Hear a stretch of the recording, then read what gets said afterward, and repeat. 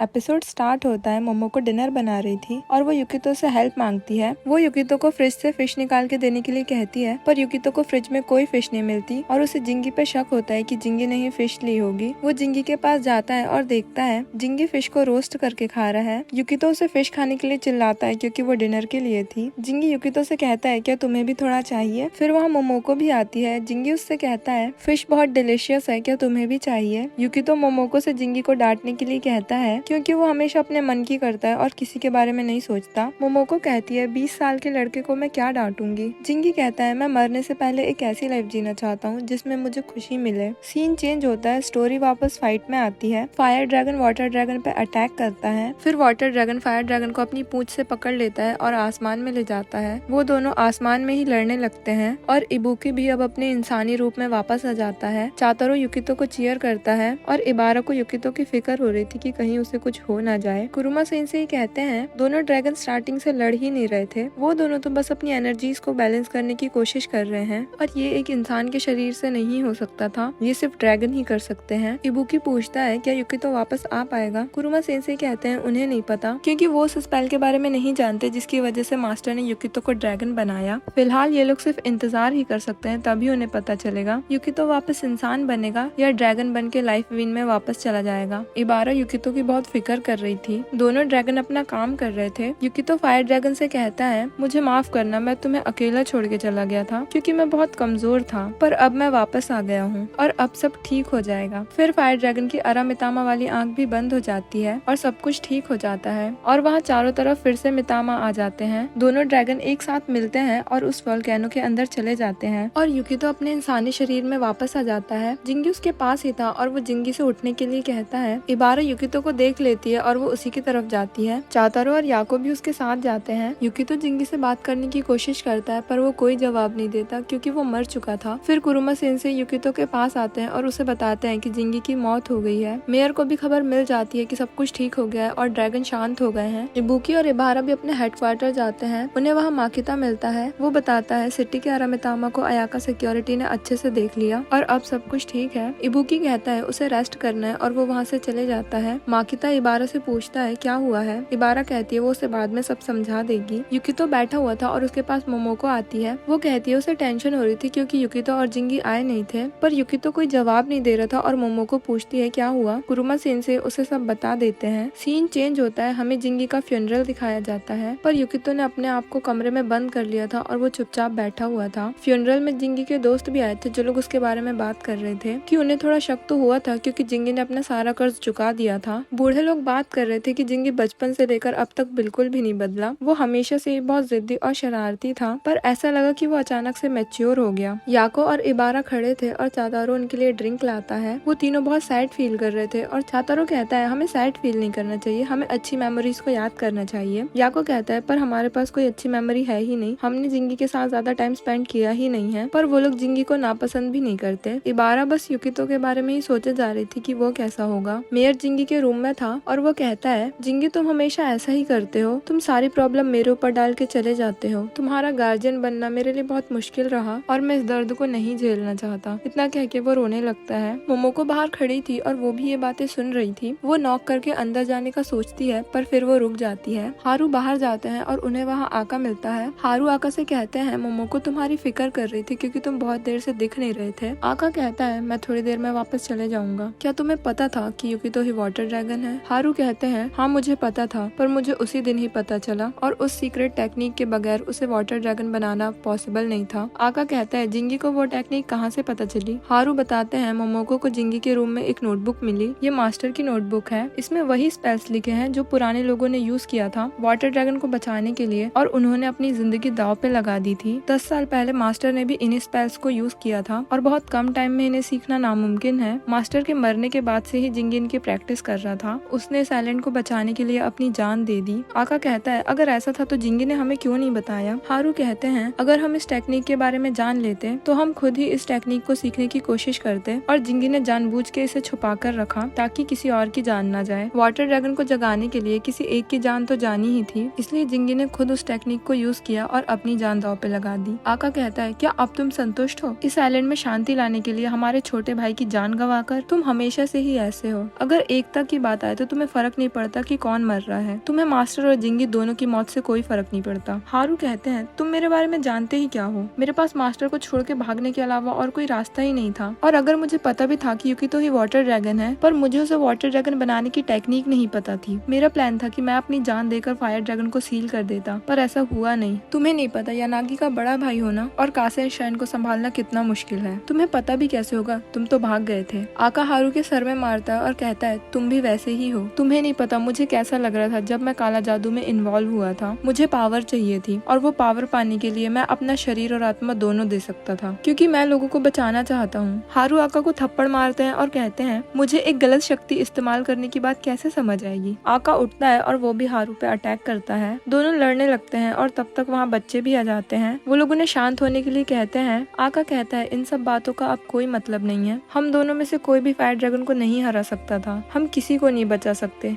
हम लूजर हैं। इतना कह के आका रोने लगता है। सीन चेंज होता है। मोमोको युकितो के कमरे में जाती है। मोमोको युकितो से पूछती है क्या वो ठीक है। युकितो कहता है ये सब उसकी गलती है, उसी की वजह से जिंगी का ये हाल हुआ। अगर उसे खुद से वाटर ड्रैगन बनना आता तो जिंगी को वो टेक्निक यूज नहीं करनी पड़ती और जिंगी अभी जिंदा होता। मोमोको युकितो को हक करती है और कहती है इसमें तुम्हारी कोई भी गलती नहीं है। मैं पल्स कनेक्शन के बारे में तो कुछ नहीं जानती, पर मैं जिंगी को बहुत अच्छे से जानती हूँ। अगर उसने ऐसा किया है तो इसका मतलब उसके पास कोई और रास्ता नहीं होगा। अपने आप को दोष देना बंद करो। उसने खुद को सैक्रिफाइस किया इस आइलैंड को बचाने के लिए। युकितो तुम आखिरी बार जिंगी का चेहरा देख लो। अगर तुम उसे आखिरी बार गुड बाय नहीं कहोगे तो उसे बहुत अकेला फील होगा। सीन चेंज होता है। चातारो, याको और इबारा बाहर खड़े थे। चातारो और याको हारू और आका के बारे में बात कर रहे थे कि उन्हें ऐसे अकेला छोड़ना ठीक होगा। इबारा युकितो को टेक्स्ट करती है क्या तुम ठीक हो। चातारो और याको को भी युकितो की चिंता हो रही थी। युकितो को इबारा का टेक्स्ट आता है पर वो कोई रिप्लाई नहीं करता। फिर उसके सामने से एक मितामा जाता है जिसे वो फॉलो करता है और वो उसे जिंगी के पास ले आता है। वहाँ मेयर भी था। वो युकितो से कहता है आज मैं पूरी रात यहाँ बैठूंगा, जो लोग आए थे वो सब चले गए। वो आगे कहता है मैंने सुना है तुम ही वाटर ड्रैगन हो और तुमने ही फायर ड्रैगन को शांत किया। मेयर झुक के युकितो को थैंक्स कहता है। युकितो कहता है उसने कुछ नहीं किया, सब कुछ तो जिंगी ने किया है। मेयर कहता है एक और यानागी की जान चली गई इस आइलैंड को बचाने में। जिंगी ने खुद को सैक्रिफाइस किया और इसलिए हमें उसे स्माइल के साथ गुड बाय कहना चाहिए, पर यह बहुत मुश्किल है। वो आगे कहता है कि उसे कुछ काम है और वो वहाँ से चले जाता है। वो युकितो को जिंगी के साथ रहने के लिए कहता है और वहाँ से चले जाता है। युकितो जिंगी के पास जाता है और कहता है तुमने मुझसे एक बार कहा था मैं मरने के पहले वही करना चाहता हूँ जो मुझे पसंद है। मतलब तुम्हें पता था कि तुम बहुत जल्दी मरने वाले हो, पर तुम बहुत सेल्फिश हो। तुम्हारी वजह से मोमोको रोई और सब लोग दुख में हैं। तुम्हें क्या लगता है तुम्हारे जाने से किसी को फर्क नहीं पड़ता? तुम्हारे लिए सब लोग बहुत सैड हैं और तुम कब तक ऐसे सोते रहोगे जिंगी। फिर युकितो की आंख ग्लो करती है और वो लाइफ वीन्स में पहुंच जाता है। वहाँ वो जिंगी को देखता है जो उसे बुला रहा था। युकितो पूछता है तुम यहाँ कैसे पहुँचे। जिंगी कहता है मुझे नहीं पता, पर अब तुम टाइम वेस्ट मत करो और मुझे बचाओ। युकितो कहता है पर मैं कैसे करूँ। जिंगी कहता है पर तुम तो वाटर ड्रैगन हो ना। युकितो कहता है पर मुझे नहीं पता कि वाटर ड्रैगन कैसे बनते हैं। वो दोनों वहीं पर बहस करने लगते हैं और युकितो वहाँ से जाने लगता है। जिंगी उस पिलर जैसी चीज से नीचे गिर जाता है और युकितो रियल वर्ल्ड में वापस आ जाता है। मोमोको और मेयर आते हैं और युकितो से पूछते हैं क्या हुआ। युकितो कहता है अभी भी एक तरीका है जिससे जिंगी को बचाया जा सकता है, क्योंकि उसकी आत्मा अभी भी लाइफ वीन्स में है। वो कुरुमा सेंसेई और बाकियों को भी बुलाने के लिए कहता है और वहाँ से चले जाता है। युकितो रास्ते में कहता है ये पावर मेरे पास हमेशा से थी और मैं हमेशा ये चाहता था कि काश मेरे पास ये पावर न होती, पर अब वो इस पावर को यूज करके किसी को बचा सकता है। युकितो कूदता है और वो वाटर ड्रैगन में ट्रांसफॉर्म हो जाता है और बस एपिसोड यहीं पर एंड हो जाता है। Don't forget to subscribe. मिलते हैं अगले वीडियो में, तब तक के लिए सायोनारा।